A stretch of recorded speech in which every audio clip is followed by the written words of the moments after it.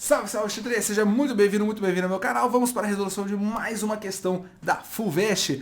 Essa questãozinha aqui em especial, ela parece ser muito embaçada. Mas na hora que eu terminar a resolução, você vai falar, era só isso? E por imparível que careça, sim, é só isso. Desculpa, imparível que careça, é de quem é mais velho e assistia Chaves quando pequeno. Vou dar um zoom para a gente conseguir ler a questão. Ele fala, uma bola de bilhar vermelha está inicialmente em repouso a 40 centímetros de duas das bordas, a lateral e a superior da figura, que é o desenho que ele colocou aqui, essa bolinha vermelha. Aí ele fala assim, ó, de uma mesa de bilhar como mostra a figura. Uma bola branca de mesma massa e tamanho é lançada em direção à vermelha com a velocidade v0 paralela à borda lateral.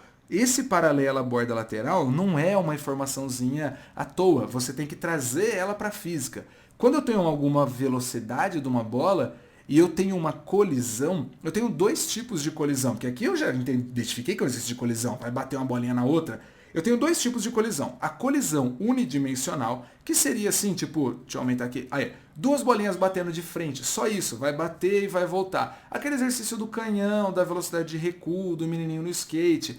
Isso aí é na mesma direção. Então você faz que antes e que depois e você nem se importa. Mas quando eu vejo que vai ter um ângulo, que a gente chama de colisão oblíqua, eu entendo lá da aula de vetores que sempre que tem um ângulo, eu tenho uma decomposição. Eixo X, eixo Y. Então, tudo que ele falar no exercício em relação à borda disso, borda daquilo, a gente tem que parar e dar uma olhada e falar, pera, isso aí é eixo X ou eixo Y? Porque isso vai ser muito importante no exercício. Então, quando ele fala que ela vai paralela à borda, ele está falando, a bolinha está no eixo Y. Olha que da hora, pega essa informação. O vestibular, ele sempre esconde as informações atrás de uma palavrinha um pouco mais bonita. Talvez ele fale assim, a bola sobe reto no Y. Ele fala, olha, ela está paralela à borda lateral.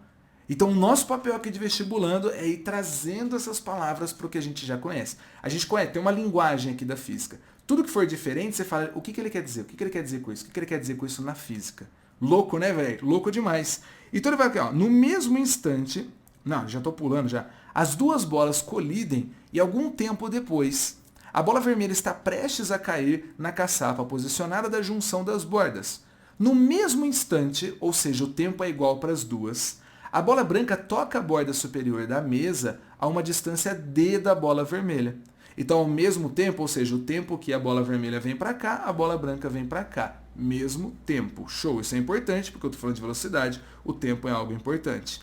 E aí ele coloca lá, o valor de d é aproximadamente... Acabou, secão assim. Vou para o Note Dot, ó. Despreze os efeitos dissipativos como deslizamento de atrito e considere a colisão entre as bolas como sendo perfeitamente elástica. Esse desconsidera os atritos aí é para a gente fazer o que é antes igual que é depois. Considere que o diâmetro das bolas seja muito menor que as distâncias mencionadas e que não ocorram outras colisões intermediárias. Show, é para a gente fazer o que é antes igual que é depois, sem imaginar que a bolinha vai ficar rodando e vai ter momento angular, essas paradas aí. Show, legal. Então ele quer saber o valor desse D aqui. Como que a gente faria o exercício? Bom, vamos pensar numa seguinte situação. Nós vamos ter a bolinha, eu não vou desenhar a bolinha vermelha aqui porque nesse papel preto ele fica mais estranho. Mas a bolinha amarela, que virou a vermelha, ela vai vir para cá. E aí a gente já conversou sobre ela ter uma velocidade Y e ter uma velocidade X. Então eu vou colocar aqui essa velocidade X da bolinha vermelha. Quando eu faço a conservação da quantidade de movimento ou conservação da quantidade de momento linear, conservação da quantidade de movimento ou momento linear, eu falo que o que antes é igual ao que depois. Eu falo que esses dois Qs aqui são iguais. E o que está acontecendo aqui, Children? Antes, eu estou considerando o movimento como um todo. Mas se eu fizer a decomposição, eu vou ter que fazer quantidade de movimento que antes igual depois no X e no Y. Firmeza? Então, que antes igual a que depois é para um exercício qualquer. Se tiver uma colisão oblíqua, eu sei que eu vou fazer decomposição em X e Y, eu vou fazer a conservação da quantidade de movimento horizontal e vertical. Show de bola? Da mesma forma que eu faço a decomposição da velocidade, eu faço a decomposição da quantidade de movimento. Então, o que é a quantidade de movimento antes? Uma bolinha estava parada. Qual que é a velocidade dela? 0. Não tinha quantidade de movimento. Então, aqui a bolinha vermelha Quantidade de movimento da vermelha vai ser 0. Pronto. E qual que é a quantidade de movimento da bolinha branca? Ah, teacher, ela tinha velocidade. Calma. Eu estou falando de horizontal. Se ela estava no eixo Y, a horizontal dela era 0. Então a quantidade de movimento antes vai ser um grande 0 aqui, ó. Porque nenhuma das duas tinha movimento antes na horizontal. Mas depois vai cada uma para um lado. Se vai cada uma para um lado, se uma tem 10 para a esquerda, outra tem 10 para a direita. Então o que a gente acabou entendendo aqui? Que a quantidade de movimento no X da bolinha vermelha mais a quantidade no X da bolinha branca vai dar 0. E o que significa que vai dar 0? Significa que elas vão se anular. Então vamos pegar aqui, vamos dar uma diminuidinha, opa, girar não, aí, vem para cá e vamos continuar nesse papel. Se elas vão se anular, olha que lindo que eu estou dizendo. A quantidade de movimento em X da vermelha é igual à quantidade de movimento em X da branca. E o que é quantidade de movimento? É massa vezes a velocidade. Então, massa vezes a velocidade em X da vermelha é igual a massa vezes a velocidade em X da branca. Mas ele falou pra gente que essas massas são iguais. Olha que massa! Eu jurei que não ia fazer essa piada, mas não consigo.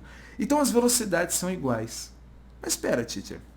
Lá no começo do exercício, ele falou que os tempos são iguais. Sim, ele falou que os tempos são iguais.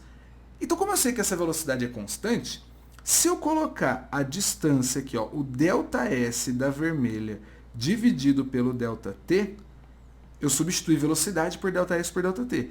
E se eu colocar o ΔS da branca dividido pelo ΔT, elas vão andar ao mesmo tempo. Foi o que o exercício falou, mesmo tempo. Eu vou cortar o tempo. Então olha que exercício sacana, velho. A distância que a vermelha andou é a mesma distância que a branca andou. Olha que top! Então olha aqui, ó.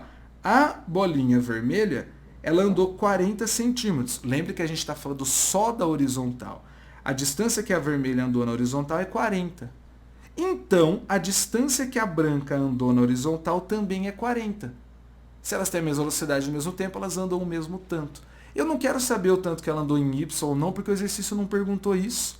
O exercício perguntou a distância horizontal. Ele não falou o ângulo que ela vai sair, nada disso. Só perguntou a distância horizontal. Então, se uma andou 40 e outra andou 40, a nossa resposta, 80 centímetros. Titi, eu não acredito. Parecia ser difícil essa questão. Parecia. A gente é mais do que isso. A gente é mais do que uma questão. Momento coach. Valeu.